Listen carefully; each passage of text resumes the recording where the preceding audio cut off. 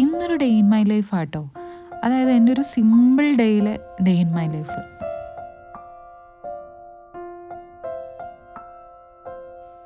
രാവിലെ എണീറ്റ് കുളിച്ച് വിളക്കൊക്കെ വെച്ചിട്ടാട്ടോ ഇന്നത്തെ ദിവസം തുടങ്ങിയത്. അതുകൊണ്ട് തന്നെ നല്ലൊരു ഐശ്വര്യമുള്ള ദിവസമാണെന്ന് പ്രാർത്ഥിച്ചുകൊണ്ടാണ് തുടങ്ങിയത്. വിൻ്റർ ആയി കഴിഞ്ഞാൽ എല്ലാ ദിവസവും കുളിക്കുന്ന പരിപാടിയൊന്നും ഇവിടെ നടക്കില്ല കേട്ടോ. ഞാൻ മാത്രമല്ല, എല്ലാവരും.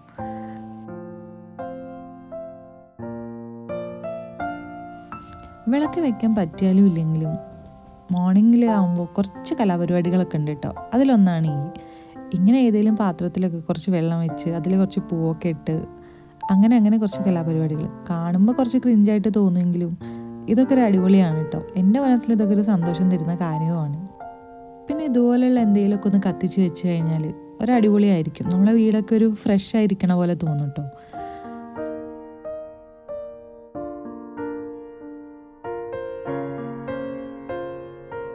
എനിക്ക് ചന്ദനത്തിരി കാര്യങ്ങളൊക്കെ കുറച്ച് അലർജിയുള്ള കൂട്ടത്തിലാട്ടോ. അപ്പോൾ ഞാൻ ഭയങ്കര സൂക്ഷിച്ച് ഇങ്ങനത്തെ കാര്യം സെലക്ട് ചെയ്യുള്ളൂ. ഞാൻ യൂസ് ചെയ്യുന്നത് ഈ മംഗൾദീപിൻ്റെ ഇതുപോലെയുള്ള കോൺസാണ്.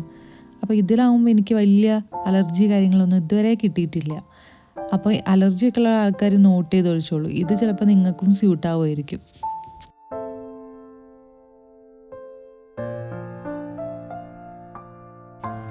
അങ്ങനെ ഇതുപോലുള്ള കലാപരിപാടികളൊക്കെ കഴിഞ്ഞിട്ടാണ് ഞാൻ കിച്ചണിലേക്ക് പോവുക. പിന്നെ പെട്ടെന്ന് തന്നെ ഒരു ചായ വെച്ച്, പിന്നെ ഇന്ന് പെട്ടെന്ന് തന്നെ ഒരു ഉപ്മാവാട്ടോ ഉണ്ടാക്കിയത്. ഋഷിക്കുട്ടന് ഉപ്മാവ് അത്ര ഇഷ്ടമില്ല, പക്ഷെ ഞാൻ വീഡിയോ എടുക്കുന്നതുകൊണ്ട് അവൻ നല്ലവണ്ണം ആക്ട് ചെയ്ത് കഴിക്കുന്നുണ്ടായിരുന്നു.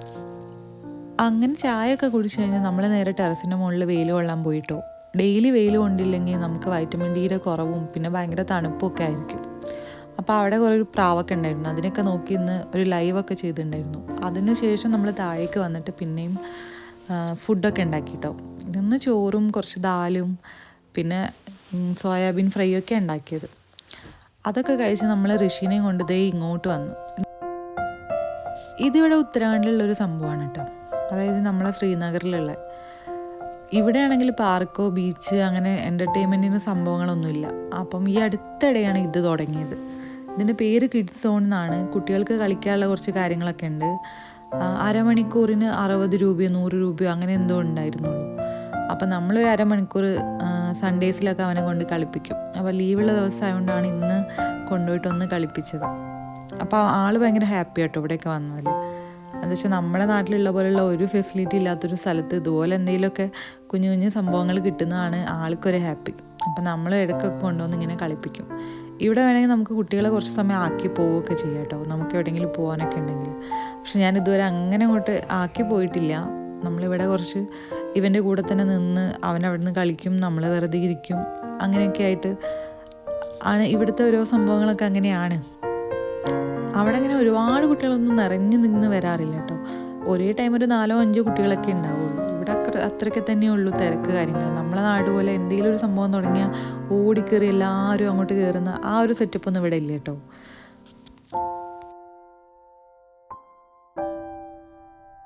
ഇവിടെ ഇന്ന് ഇലക്ഷൻ്റെ റിസൾട്ടൊക്കെ വന്ന ദിവസമായിരുന്നു. നമ്മുടെ നേരെ ഓപ്പോസിറ്റുള്ള ആളാണ് ഇവിടുത്തെ അടുത്ത മേയർ.